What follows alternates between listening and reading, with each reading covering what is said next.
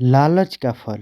दोस्तों स्वागत है फिर से एक नए वीडियो में एक नई कहानी के साथ। तो चलिए शुरू करते हैं। किसी गांव में एक महेश नाम का आदमी रहता था। वह लालची स्वभाव का था। हमेशा यही सोचा करता था कि किस प्रकार वह गांव में सबसे अमीर हो जाए। उसके पास कुछ बकरियां और उनके बच्चे थे जो उसकी जीविका का साधन थे। एक बार वह गांव से दूर जंगल के पास पहाड़ी पर अपनी बकरियों को चराने ले गया। अच्छी घास ढूंढने के चक्कर में आज वो एक नए रास्ते पर निकल पड़ा। अभी वह कुछ ही दूर आगे बढ़ा था कि तभी अचानक तेज बारिश होने लगी और तूफानी हवाएं चलने लगी।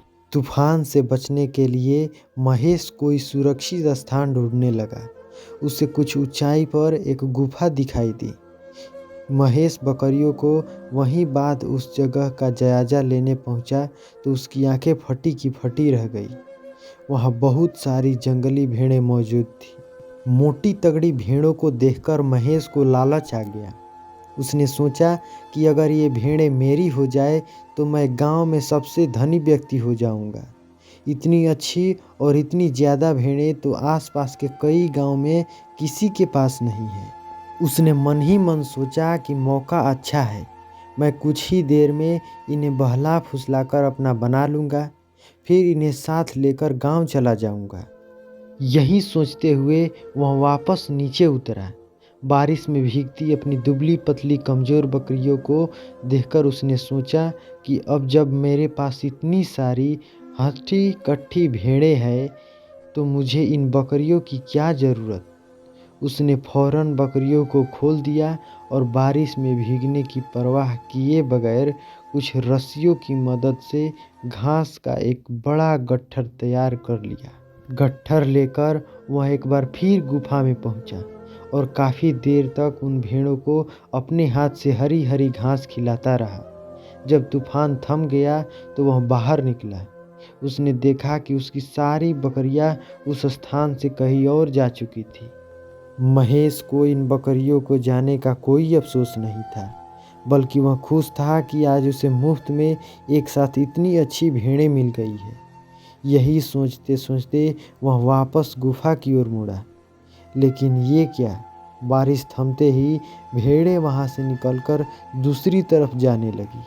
वह तेजी से दौड़कर उनके पास पहुंचा और उन्हें अपने साथ ले जाने की कोशिश करने लगा, पर भेड़ें बहुत थी। वह अकेला उन्हें नियंत्रित नहीं कर सकता था।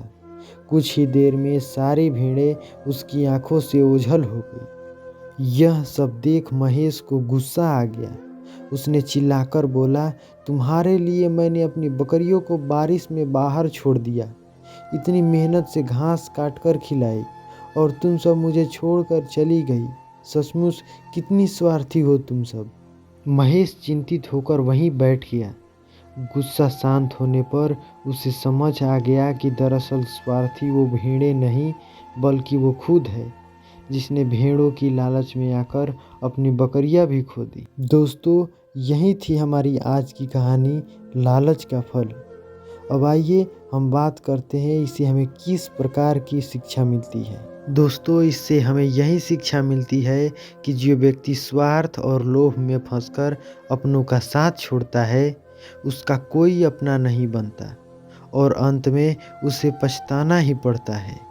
दोस्तों ये कहानी आपको कैसी लगी, प्लीज़ अपनी राय हमें कमेंट बॉक्स में ज़रूर साझा करें। तब तक के लिए वीडियो को लाइक कीजिए, चैनल को सब्सक्राइब कीजिए। मिलते हैं फिर से एक नए वीडियो में एक नई प्रेरणादायक कहानी के साथ। तब तक हमेशा खुश रहिए।